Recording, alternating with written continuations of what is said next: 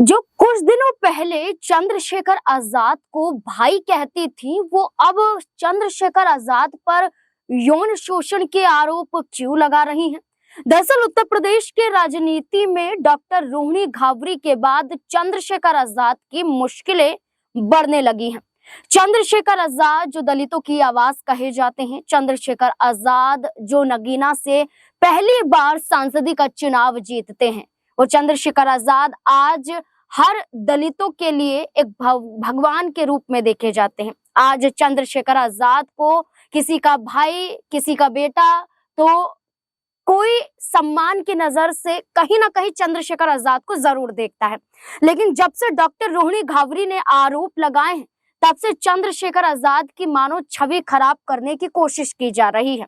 यहाँ तक कहा जा रहा है चंद्रशेखर आजाद के समर्थकों के जरिए कि डॉक्टर रोहिणी घावरी को किसी के जरिए भेजा गया है। डॉक्टर रोहिणी घावरी चंद्रशेखर आजाद पर जानबूझकर इल्जाम लगा रही है, जानबूझकर आरोप लगा रही है, सिर्फ और सिर्फ भीम आर्मी के मुखिया को फंसाने के लिए। क्योंकि चंद्रशेखर आजाद ने अपने राजनीतिक करियर की शुरुआत की गोरखपुर से। उन्होंने योगी आदित्यनाथ के खिलाफ पहला चुनाव जरूर लड़ा, लेकिन चुनाव वो हार जाते हैं।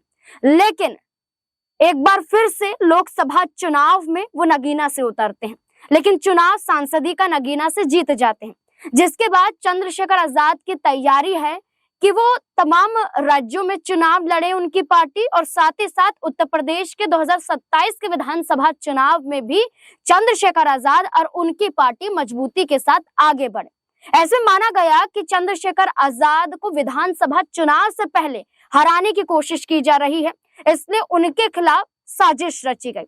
अब चंद्रशेखर आजाद पर जो आरोप लग रहे हैं, इसमें मैंने जैसे कहा शुरुआत में कि पहले उन्हें भाई कहा गया, लेकिन उसके बाद उन पर ही आरोप लगाए गए कि वो उनके साथ रिश्ते में थी।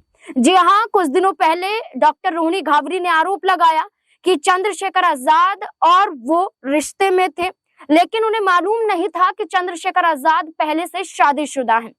लेकिन जब ये बात उन्हें पता चली और चंद्रशेखर आजाद लगातार दबाव बना रहे थे कि उनसे शादी कर ले, चंद्रशेखर आजाद का कहना था कि वो बाबा साहिब यानी कि डॉक्टर भीमराव अंबेडकर की विचारधाराओं से प्रभावित है और उनके कदमों पर चलते हैं, इसलिए उन्होंने 2 शादियां की थी, तो 2 शादी अगर हम कर लें तो इसमें कोई हर्ज नहीं है। लेकिन डॉक्टर रोहिणी घावरी का कहना था अगर पहले से पता होता तो चंद्रशेखर आजाद के साथ वो रिश्ते में ना आती। 2020 में चंद्रशेखर आजाद की शादी हुई और 2021 में उन्हें बेटा हुआ, और 2021 में डॉक्टर रोहिणी घावरी चंद्रशेखर आजाद के संपर्क में आई, बातचीत हुई, नजदीकियां बढ़ी, ये डॉक्टर रोहिणी घावरी का कहना है। लेकिन इससे पहले भाई कहने के बाद खुद ही चंद्रशेखर आजाद के करीब कैसे आने लगी? एक बड़ी रिपोर्ट है, खुद डॉक्टर रोहिणी घावरी की पोस्ट है जिसमें चंद्रशेखर आजाद को लेकर एक स्क्रीनशॉट उन्होंने शेयर किया है, जो स्क्रीन पर आपको दिख जाएगा। देखिए, ये स्क्रीनशॉट है जिसमें डॉक्टर रोहिणी घावरी ने ये शेयर किया था, साझा किया था अपने ट्विटर के जरिए। इसमें वो पहले क्या लिखती है, मध्य प्रदेश का प्यार, ये चंद्रशेखर आजाद ने लिखा। तो यहाँ पर जो है डॉक्टर रोहिणी घावरी वो लिखती है कि यस, ये हमारा मध्य प्रदेश है। इसके बाद ये नजर आता है कि चंद्रशेखर आजाद उनसे उनके हालचाल के बारे में पूछते हैं, तो डॉक्टर रोहिणी घावरी कहती हैं कि मैं बिल्कुल ठीक हूँ भाई। यहाँ पर वो चंद्रशेखर आजाद को भाई बोलकर संबोधित कर रही हैं, और यहाँ पर उस मैसेज का रिप्लाई होता है, फिर एक स्माइली इमोजी शेयर की जाती है। लेकिन ये कहा जा रहा है कि ना सिर्फ यहाँ पर ये पोस्ट, बल्कि खुद वो एक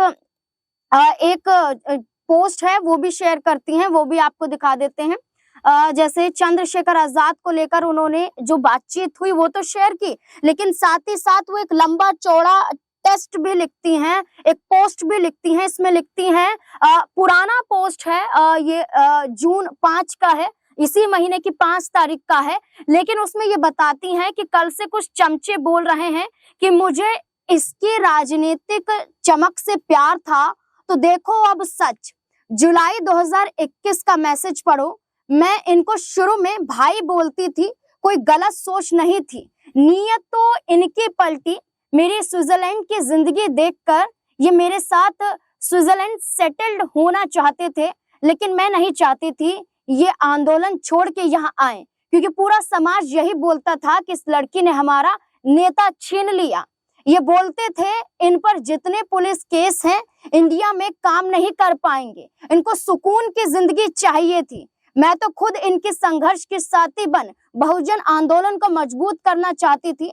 इनका पूरी ईमानदारी से साथ भी दिया। इनकी पार्टी के अधिकतर लोग जानते हैं, मैं उनके 5 प्रदेश अध्यक्षों से बात करती थी, वो मुझे अपने राज्यों की हर खबर देते थे। एक वक्त के बाद वो इनसे ज्यादा मेरे वफादार हो गए थे। वो देखते थे आंदोलन के प्रति मेरी ईमानदारी। यहाँ डॉक्टर रोहिणी घावरी ने जो पोस्ट साझा किया है, इस पोस्ट के जरिए रोहिणी पर ही कई सवाल खड़े हो जाते हैं। जैसे कि शुरुआत में उन्होंने कहा कि मैं उन्हें पहले भाई बोलकर कहा करती थी संबोधित, लेकिन कुछ लोग इसका गलत फायदा उठाते हुए नजर आए।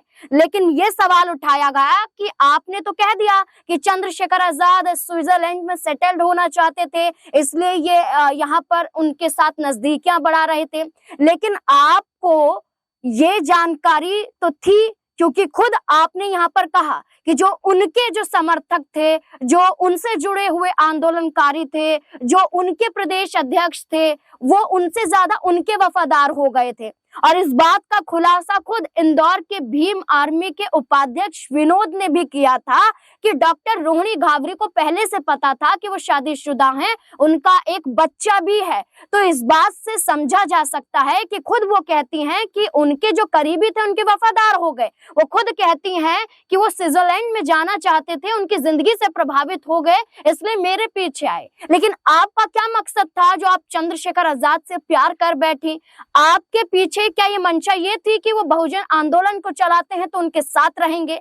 लेकिन जब खुद आपको लेकर कहा जा रहा है कि खुद जो वफादार हैं वो आपको हर बात शेयर करते थे, बताते थे, उसके बावजूद आप चंद्रशेखर आजाद पर कई साल बीत जाने के बाद आरोप लगाती हैं। 2025 में आरोप लगाती हैं, 2021 के बाद आरोप लगाती हैं। तो सवाल लगातार खड़े हो रहे हैं डॉक्टर रोहिणी घावरी पर। क्या आपने अचानक से रिश्ता बदल दिया?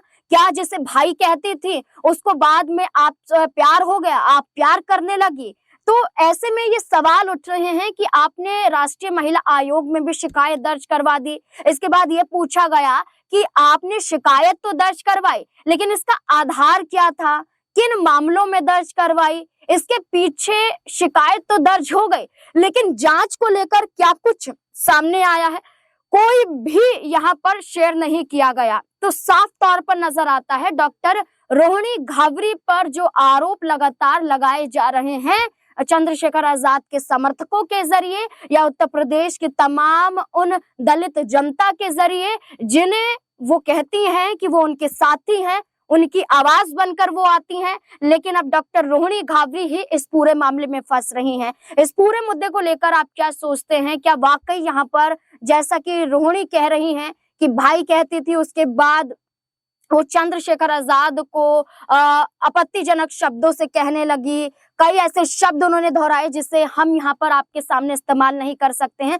तो कुल मिलाकर देखा जाए इस पूरे मुद्दे को लेकर तो साफ निकलकर यही आता है कि जो पोस्ट आप कर रही हैं, इन पोस्ट में आप खुद ही फंसती हुई नजर आ रही हैं। जिस आंदोलन की आप बात करती हैं, इस आंदोलन में आप कहीं नजर नहीं आई। जिन वफादारों की बात करती हैं, उन्होंने ही आपकी पोल खोल दी। जिसे आप भाई कहती हैं, उनके साथ आपने खुद ही रिश्ते बनाए और आप अब चंद्रशेखर आजाद पर आरोप लगा रही हैं। कई लोगों का कहना है कि ये चुनाव नजदीक आता देख आरोप इसलिए लगाए जा रहे हैं ताकि चंद्रशेखर आजाद विधानसभा चुनाव में मजबूती के सामने उतर ना पाए। इस पूरे मुद्दे को लेकर अब आप क्या सोचते हैं? डॉक्टर रोहिणी घावरी के इन आरोपों के बाद, इन पोस्ट के बाद, क्या खुद रोहिणी घावरी घिर रही हैं? क्या है आपकी इस पूरे मुद्दे को लेकर राय? कमेंट सेक्शन में अपनी राय जरूर दें। देखते रहें SPN9 न्यूज। धन्यवाद।